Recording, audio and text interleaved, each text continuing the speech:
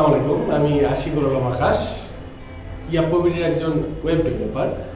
তো আমরা YappoBD হচ্ছে একটা মার্কেটিং এবং ওয়েব ডেভেলপমেন্ট এজেন্সি। আমরা ওয়েব ডেভেলপমেন্ট সেবা, মার্কেটিং সেবা দিয়ে থাকি। তো আজকে আমি কিছু বিষয় নিয়ে কথা বলবো। বিষয়গুলো ইম্পর্টেন্ট খুব না, বাট জেনে রাখা ভালো। তো আমরা যদি মাইক্রোসফটের কথা বলি, তাহলে কোন নামটি আপনাদের মাথায় আসে? সেটা হচ্ছে বিল গেটস। আবার যদি অ্যাপলের কথা বলি, তখন আপনাদের কোন নামটি মাথায় আসে? Obviously Steve jobs.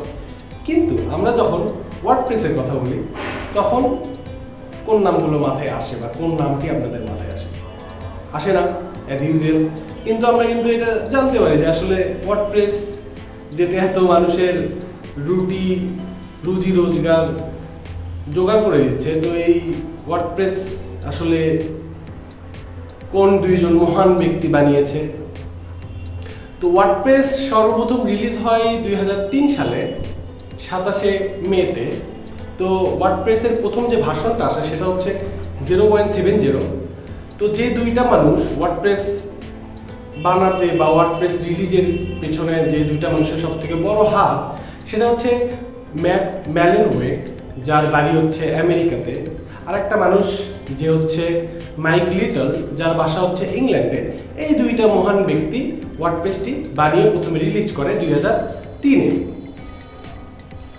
তারপর আস্তে আস্তে ওয়ার্ডপ্রেস আপডেট হইতে রিসেন্টলি 2021 সালের 10ই নভেম্বরে ওয়ার্ডপ্রেসের সর্বশেষ আপডেট ভার্সনটি রিলিজ হয়েছে, যেটার ভার্সন নাম্বার হচ্ছে 5.8.2। তো এই ভার্সনে টোটাল 3টি জিনিস ফিক্স করা হয়েছে। সেটা হচ্ছে 2টা বাগ ফিক্স করা হয়েছে এবং একটা সিকিউরিটি ইস্যু ফিক্স করা হয়েছে। তো এই হচ্ছে ওয়ার্ডপ্রেস।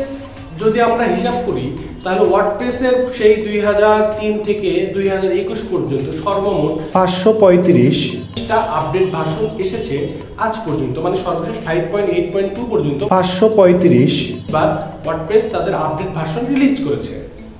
তো এই ওয়ার্ডপ্রেস আপডেট ভার্সন রিলিজ হয় কেন? ওয়ার্ডপ্রেস আসলে আপডেট হয় কেন? ওয়ার্ডপ্রেস আপডেট হয় তাদের বিভিন্ন ধরনের ইস্যু তারা সলভ করে, বিভিন্ন প্রবলেম সলভ করে। এইগুলো করে আজকে ওয়ার্ডপ্রেস কিন্তু আজকের এই জায়গায়। ওয়ার্ডপ্রেস কিন্তু প্রথমে ছিল B2 ক্যাফেলগ নামে একটা সিস্টেম ছিল। এই সিস্টেম জাস্ট ওয়ার্ডপ্রেসে শুধু ব্লগিংই করা যেত, মানে ব্লগিং করতো আর কি। তারপর ওয়ার্ডপ্রেস ব্লগিং এর কাজে ব্যবহার হতো প্রথম দিকে, কিন্তু সেই ওয়ার্ডপ্রেস আস্তে আস্তে আপডেট হইতে কিন্তু এখন শুধু ব্লগিং এ আর নেই। ওয়ার্ডপ্রেস এখন সব ধরনের ওয়েবসাইট বানানো সম্ভব ওয়ার্ডপ্রেস দিয়ে।